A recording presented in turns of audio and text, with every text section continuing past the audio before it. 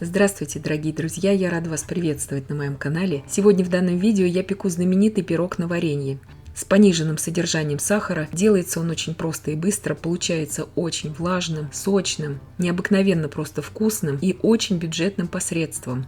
Итак, 200 грамм варенья, у меня в данном случае персиковое варенье, половину чайной ложки соды, пищевой соды добавляю туда, перемешиваю всю эту смесь и отставляю пока в сторону. Готовить этот пирог я буду даже без применения электрического миксера, то есть замешивается очень просто обычным венчиком. Если вы будете брать темные сорта варенья из темных ягод, то тогда и тесто будет, конечно же, таким темным и не очень красивым. Лучше брать светлое варенье. Эту смесь пока отставлю в сторону. 3 яйца комнатной температуры среднего размера, просто разбиваю в меланж. Добавляю туда сейчас 70 грамм греческого йогурта, 10% жирности, тоже комнатной температуры. Если у вас нет такого йогурта, просто добавляйте 10% сметану.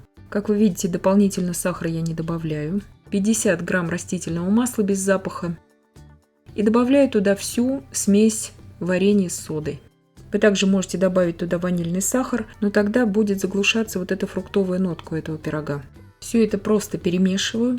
Духовка у меня уже разогрета на 175 градусов Цельсия. Сейчас просеиваю в эту смесь 200 грамм муки и 1 щепотку соли.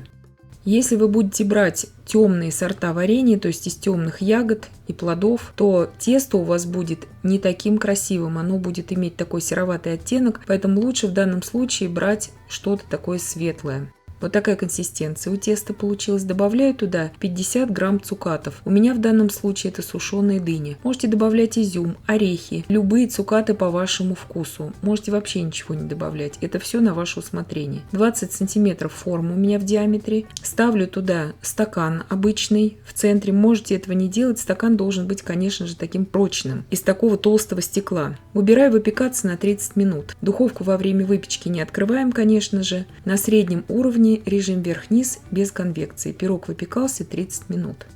Вот таким красивым он получается. Когда он полностью остыл в форме, извлекаю из центра стакан. Как я уже сказала, вы можете выпекать его просто плоским, без всякого стакана в центре, если кого-то это смущает. Посыпаю сейчас сахарной пудрой, и в принципе уже он готов. Можно нарезать. Вкуснейший, очень ароматный получается пирог. И готовится буквально из ничего. У кого уже варенья много очень, можете использовать этот рецепт. Вот такой сочный, он влажный получается и необыкновенно просто вкусный.